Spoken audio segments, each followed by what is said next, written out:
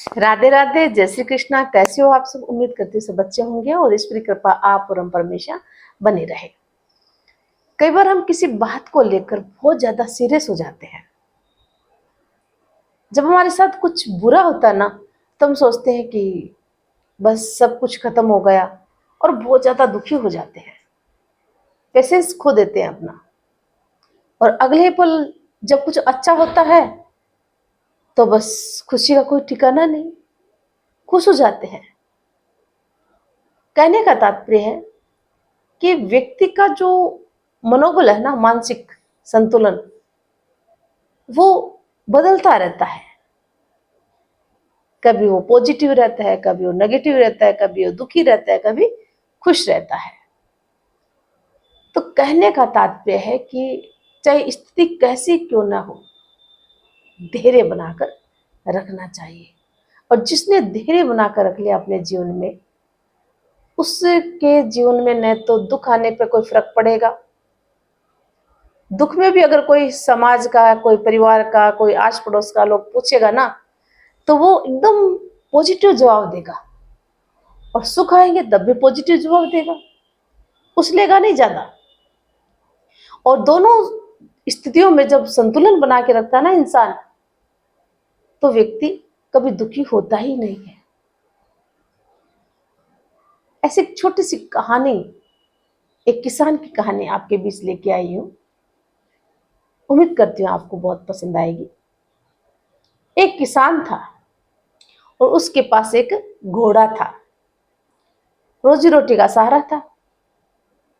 बड़ा प्रेम करता था अपने घोड़े से, बहुत प्यार करता था और उसको बड़ा घमंड भी था अपने घोड़े पर। बड़ा ही ताकतवर था वो, और उस घोड़े के तहत ही अपने परिवार का पालन पोषण करता था। एक बार क्या होता है, उसका घोड़ा घर से भाग जाता है। अब भाग जाने पर वो दुखी नहीं हुआ, शांत था।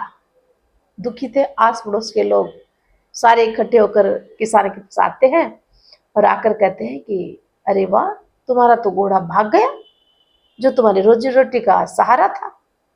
किसान ने धैर्य के साथ कहा, हाँ भाग गया घोड़ा। मतलब उसके ऊपर कोई ऐसा ज्यादा असर नहीं पड़ा, बड़ी पीड़ा थी उसको। उसका घोड़ा जो रोजी रोटी का सहारा था वो भाग गया।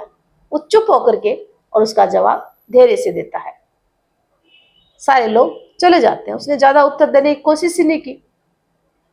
भाई उस व्यक्ति से ज्यादा दुखी कौन थे? आस पड़ोस के और समाज के लोग दुखी थे। और वो ये भी बोल के गए कि भाई तुम्हारे तो एक ही तो रोजी रोटी का सहारा था, वही तुम्हारा छिन गया, कैसे काम चलेंगे, बच्चे तुम्हारे कैसे पलेंगे। मतलब इस प्रकार से सांत्वना दे के वो चले जाते हैं। और अगले पल 2 दिन के भीतर भीतर घोड़ा वापस भी आता है और लोग देखते हैं, दौड़ दौड़े आते हैं। कभी तेरा घोड़ा तो आ रहा है और साथ में 3 घोड़े और लेकर आ रहा है। तो किसान ने कहा अच्छा, बढ़िया बात है। जब किसान के घर में घोड़ा आया तो 3 घोड़े और विदेशी घोड़े भी आए। किसान उस समय भी शांत था, उसने ज्यादा खुशी भी नहीं जताई। अब किसान का तो वही रोजमर्रा का काम, अपना रोजी रोटी कमाना। उसका बच्चा था ना, उसको लगा कि इन 3 घोड़ों में से किसी एक घोड़ों को काम के लिए मैं तैयार कर लूं, उसको प्रैक्टिस करवा लूं।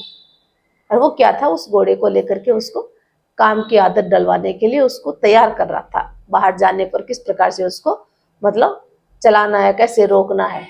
अब घोड़ा था नया, और उसने ऐसी टांग मारी कि उस बच्चे की टांग टूट जाती है। फिर पड़ोसी और आकर कहते हैं कि वाह देखो, घोड़ा तो आया था, खुशी की बात थी, परंतु उसने तो और दुख कर दिया, तुम्हारे बच्चे की टांग ही टूट गई। किसान ने कहा कि क्या करें जी, पीड़ा हो गई। फिर धैर्य के साथ उसने इतना ही उत्तर दिया और चुप हो गया। उसी रात क्या होता है कि एक कोई उसी शहर में जंग छिड़ी थी और वहां जवानों की आवश्यकता थी। तो जवानों को ढूंढने के लिए सरकार ने आदेश दिए थे कि आसपास से कहीं से भी जवान दिखे उनको लाओ, भर्ती करो और युद्ध में हम हार नहीं जाए कहीं। उसी गांव में वो आए और आकर के जो है किसान के घर सबसे पहले आए। तो देखा किसान के बच्चे का पैर टूटा हुआ है, तो बोले इसका तो पैर टूटा हुआ है, इसको तो हम किसान के बच्चे को तो लेके जा नहीं सकते। आस पड़ोस में जितने भी बच्चे थे, जवान थे, उन सबको लेकर वो चले जाते हैं।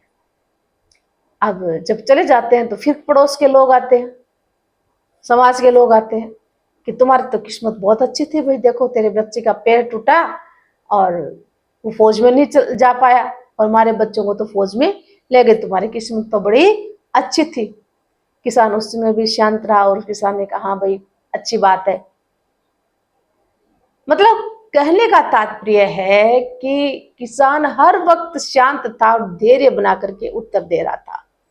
उसमें तिल मात्र भी उत्तेजना नहीं थी, न दुख में न सुख में। परंतु दुखी कौन थे?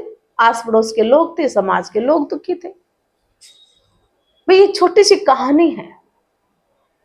ये छोटी सी कहानी हमें क्या सिखाती है कि जीवन में ऐसा कौन व्यक्ति है, हमें क्या पता आगे आने वाले भविष्य हमारे साथ क्या होने वाला है, क्या घटित होने वाला है, कुछ नहीं पता, किसी को कुछ नहीं पता। मौसम रंग बदलता, वैसे जीवन में भी कई बार ऐसे पड़ाव आते हैं, वो बदलते रहते हैं और हमें वो हर पड़ाव को पार करना होता है, चाहे सुख हो चाहे दुख हो। परंतु कुछ लोग बहुत जल्दी घबरा जाते हैं। ऐसे कौन व्यक्ति है जो दुखी नहीं है संसार में? ऐसा कोई व्यक्ति नहीं है जो बीमार नहीं है संसार में। बड़ी बड़ी बीमारियां भी है, बड़े बड़े दुख भी है, परंतु उन्होंने अपना धैर्य नहीं खोया और धैर्य न खोने से कारण उन्होंने उस पर विजय भी प्राप्त की है। बीमारी को भी मारा है, दूर किया उन्होंने और अपना नाम रोशन किया है। आज हम उनको पढ़ते भी हैं। जब धैर्य बना के रखना आता है ना जिस व्यक्ति को, हर दुख भगवान उसका दूर कर देता है। पर कुछ लोग क्या होता है, दुख आते ही बस सब कुछ ऐसे लगता कि समाप्त प्राय हो गया है। कुछ भी समाप्त नहीं हुआ है। अपने धैर्य को बना के रखो, धैर्य को कभी भी मत टूटने दो। और नहीं, जब ज्यादा खुशी आए ना तो अपने आप को इतनी खुशियों में अपने आप को मत जोड़ो कि आप अपनों को ही भूल जाओ। ये चंचल है लक्ष्मी, कब कहां से चली जाए, कब आ जाए, कुछ नहीं पता है। इसलिए हमेशा किसी बात का घमंड मत करो, हमेशा खुश रहना सीखो, परिस्थिति चाहे कैसी भी क्यों ना हो।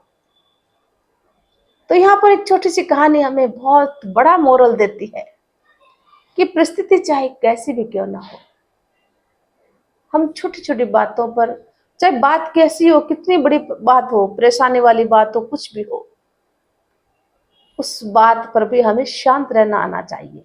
ज्यादा परेशान होने की आवश्यकता नहीं है। हम ज्यादा परेशान हो भी जाएंगे तो क्या कर लेंगे, होना होगा तो होके रहेगा। धैर्य मत खोना। दूसरा, हमें धैर्य बना के रखना है और अपने काम से काम रखना है। लोगों की बातों की परवाह नहीं करनी है। भगवान कृष्ण कहते हैं जो होता है वो अच्छे के लिए ही होता है।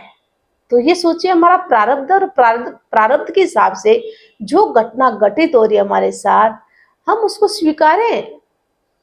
हमें नया एक अवसर मिला है और हो सकता है वो हमारे लिए बहुत अच्छा हो। जो होता है वो अच्छे के लिए। इसलिए शांत रह करके अपने समय को व्यतीत करें।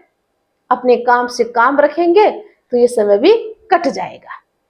तो इसलिए हमेशा धैर्य बनाकर रखो। जो पेशेंस रखता है ना जीवन में, वो कभी भी अपने जीवन में हर परिस्थिति, जो भी परिस्थिति आए ना, उस परिस्थिति को जो है झेल लेता है, घबराता नहीं है कभी भी और उसका सामना भी करता है, मेहनत करता है और मेहनत करके आगे बढ़ता है और उस परिस्थिति से लड़ करके लोगों को जवाब भी देता है।